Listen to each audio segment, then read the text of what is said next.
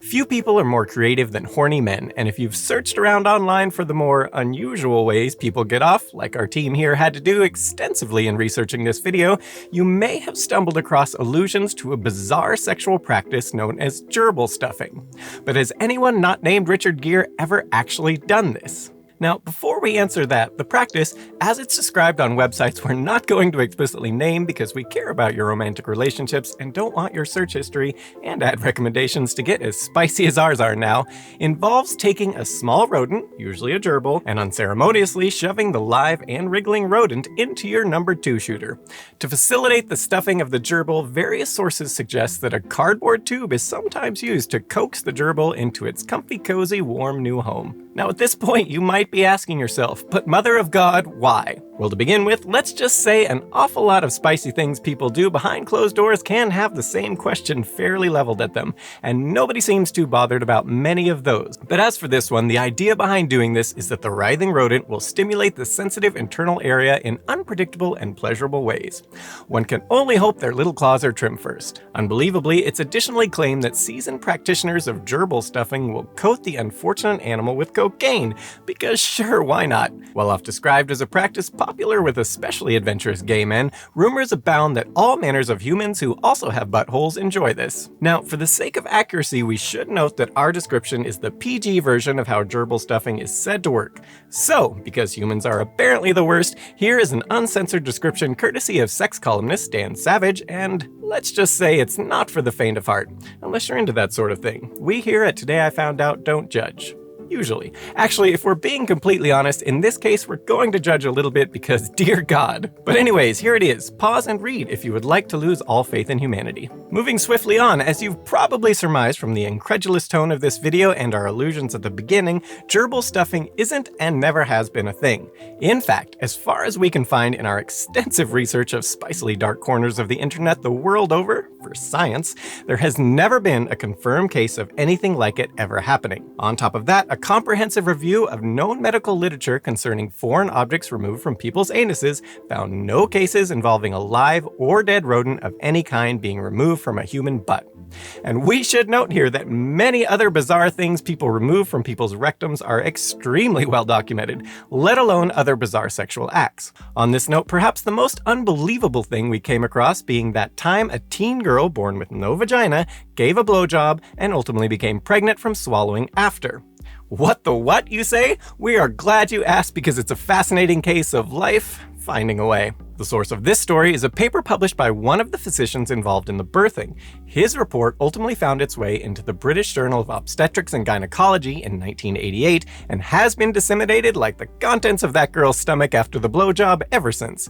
More on this bizarre story in the bonus facts in a bit. Going back to the gerbils up your backside, in our own research trying to find a confirmed case anywhere, we did stumble across an entry in the medical textbook about the practice. However, the doctor writing about it openly referred to it as an urban myth and includes his own email address so that anyone who had any proof of it ever occurring could let him know. And as anyone knows, stating something wrong anywhere for public consumption, let alone challenging the public to prove you wrong, is a surefire way to be proven wrong if any such proof exists. But to date, it does not appear anyone has been able to show the good doctor he was incorrect. So where did the whole idea come from then? Well, nobody is quite sure, though the first known references appear to be from the early 1980s, though the lack of any kind of paper trail, as it were, makes this hard to know for sure. Specifically, the myth is said to have begun shortly after the release of Pretty Woman in 1982. At this point, rumors began circulating that actor Richard Gere had to have a live gerbil removed from his anus. Exactly who started this rumor isn't known, with some claiming it was started by Sylvester Stallone after the pair had a falling out. However, this being the days before the World Wide Web, funny enough, it appears the myth was initially spread via fax. This fax took the form of a formal-sounding letter from the Association for the Prevention of Cruelty to Animals informing whoever was reading that Gere had been arrested for abusing a gerbil by shoving it into his anus. Despite the patently absurd nature of the claim and the fact that the Association for the Prevention of Cruelty to Animals isn't a real organization, the rumor somehow gained traction to the point that even today, decades later, some people still believe it. And note here, Gere isn't the only person to have such a rumor spread about him, and throughout the 1980s, numerous celebrities were rumored to have engaged in the practice of gerbiling. Oddly, the main victims of this damaging rumor, besides maybe the gerbils, appear to have been newscasters, several of whom were accused of killing or otherwise maiming gerbils in this manner in the early 1980s. As for Gere, he's reportedly indifferent to the whole thing, coolly noting simply that it's kids' stuff. From here, the idea of gerbil stuffing once again entered the public consciousness in the 1990s with the rise of the internet and later popular South Park parodies stoking the flames, all allowing people to spread unverified rumors with renewed zeal. This once again saw the aforementioned Gere story being spread far and wide, exposing a new generation to the knowledge that it was common practice for gay men to put gerbils in their happy factories. And as is wont to happen with rumors, internet users added their own embellishments to the myth. One of our favorites being that men hoping to avoid the draft during the Vietnam War would sometimes put a gerbil tail in their butt. Why? Well, according to the internet, the idea of gerbil stuffing being practiced by gay men was apparently so widespread back then that seeing a gerbil's tail hanging daintily from your butt would be enough to subtly indicate you were gay to whoever was conducting your medical. Of course, one would think the easier way to do this would be to simply say you were gay, but why use words when you can use rodents? For the curious, unsurprisingly, there is absolutely no truth to this whole draft angle whatsoever. Shocking, we know. Since the 1990s, these sorts of gerbil rumors have continued to spread across the internet in spite of a complete and total lack of evidence from any reasonably trustworthy source or sufficiently rattled gerbil, although we suppose it would be difficult for the gerbils to speak up about it in anything but muffled squeaks unless they lemmy-wingsed it and escaped their tubular coffin with the help of the spirits of deceased animals that came before. And now how about a bonus fact?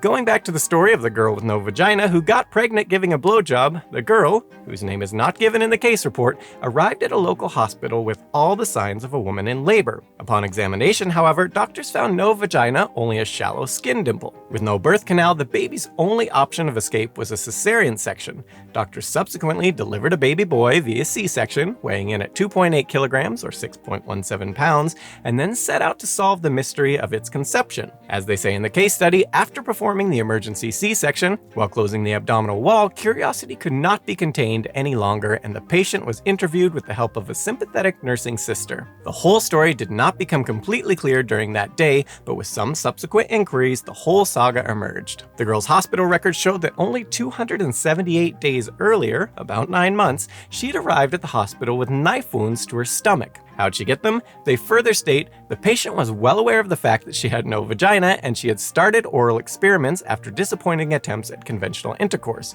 Just before she was stabbed in the abdomen, she had practiced fellatio with her new boyfriend and was caught in the act by her former lover.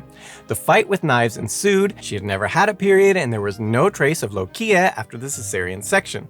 She had been worried about the increase in her abdominal size, but could not believe she was pregnant, although it had crossed her mind more often as her girth increased and as people around her suggested that she was pregnant. She did recall several episodes of lower abdominal pain during the previous year. While performing surgery to repair the stab wounds, doctors found 2 holes that opened the girl's stomach to her abdominal cavity.